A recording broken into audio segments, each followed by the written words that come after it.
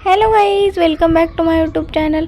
आणि उद्या ना माझ्या छोटूले प्रिन्सचा ना बड्डे आहे आणि त्याच्यासाठी मम्माकडून छोटंसं सरप्राईज म्हणून मी गुलाबजाम बनवत आहे. म्हणून म्हटलं तुमच्यासोबत रेसिपी शेअर करावी. आणि त्यासाठी मी चितळेचं गुलाबजाम प्रीमिक्स आणलेलं आहे आणि गुलाबजामचं पॅकेट फोडलं आणि त्याचे प्रीमिक्स 2 वाट्या असं भरलेलं आहे.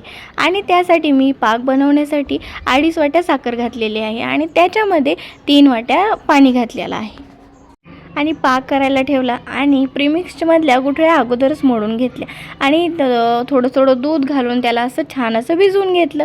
आणि पीठ जास्त घट्टही मळायचं नाही आहे, जास्त पातळही नाही, असं थोडंसं चिकट ते लागायला पाहिजे. आणि छान असं पीठ मळून घेतलं. आणि हे 2 वाट्या प्रीमिक्ससाठी मला 1 पाऊण वाटी दूध हे मळण्यासाठी लागलेलं आहे. आणि आता चिकट वाटत आहे, पण याला 10 मिनटं आपण रेस्ट करायला ठेवल्यानंतर ते असं छान होईल मऊ आणि छान असे गोळे करता येतील.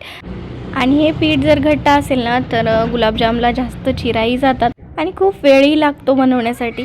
आणि त्याला छान असं अजून एकदा मिक्स करून घेतलं 10 मिनटं रेस्ट केल्यानंतर. आणि छान असे गुलाबजाम बनवायला घेतले. आणि देव तर उद्या सकाळी गुलाबजाम बघेल ना तर त्याला खूप छान वाटेल.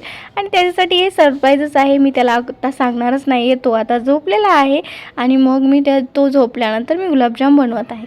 आणि छान आपला पाकही तयार झाला. पाक बनवण्यासाठी ना मी अगोदर पाकाला उकळी येऊ दिली आणि त्याच्यानंतर 7-8 मिनटं पाक असा कमी गॅसवर शिजवून घेतला. याला काही तार वगैरे यायला नाही लागत, म्हणजे थोडासा चिकट पाक असेल तर होऊन जातो. आणि गुलाबजाम बनवून झाले आणि तेलही गरम करायला ठेवलं. आणि गुलाबजाम तळण्यासाठी ना तेल जास्त गरमही नको आणि जास्त थंडही नको. एक छोटीशी गोळी मी टाकून पाहिली अगोदर आणि बुडबुडी येऊन ती वरती येईल तर ते तेल बरोबर गरम आहे असं म्हटलं जातं. आणि गुलाबजाम तळेपर्यंत आपला पाकही थोडासा कोमट झाला होता.